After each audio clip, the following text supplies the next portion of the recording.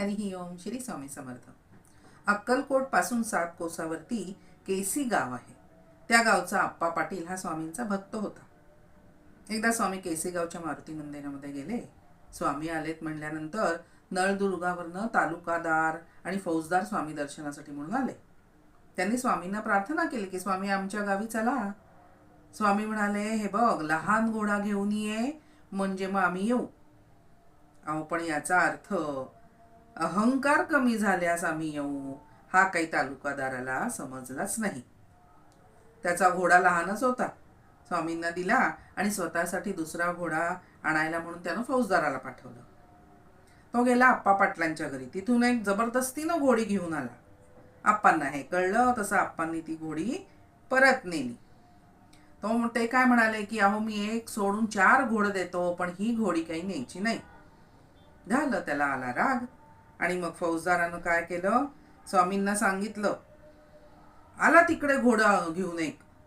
पण ते बघितलं पण तरी स्वामी काही तयार होईना. ते म्हणाले, आम्ही काही तुमच्याबरोबर आता येणार नाही. अहो, हे ऐकलं आणि तालुकादार हिरमुसलेच झाले हो. तसं फौजदारानं काय केलं, मुद्दाम आप्पा पाटलांबद्दल 4 चुकीच्या गोष्टी सांगितल्या फौजदारांनी. आणि मग ते ऐकलं आणि तालुकादार संतापला, भयंकर संतापला. तो म्हणाला आप्पांना की तुझ्या पायामध्ये आता 8 दिवसाच्या आत बेड्या घालून तुला नाही ना नेलं तर मी तालुकादारच नव्हे. आता आप्पा पाटलांना काही कळेच ना, हे काय एकदम घोर प्रसंग आला आपल्यावर. धावत धावत स्वामींच्या इथे गेला. स्वामी चरणी प्रार्थना केली, स्वामी अहो, हा कसला घोर प्रसंग आलाय माझ्यावरती. स्वामी चरण समर्थ आहेत ना मला सांभाळायला. हो ना स्वामी. कळवळले हो स्वामी. स्वामी एकदम संतापून म्हणाले, थांब, काळजी करू नको. त्या हरामखोराला लाख कोरड्यांनी मारू आम्ही, गडीपारच करून देऊ त्याला.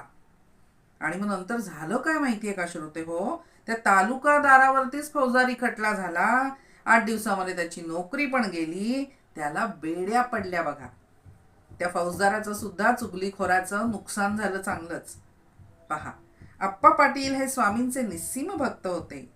ज्यानं गुरु कृपा कवच धारण केलंय ना, त्याला देवादिकांचं सुद्धा भय राहत नाही बरं.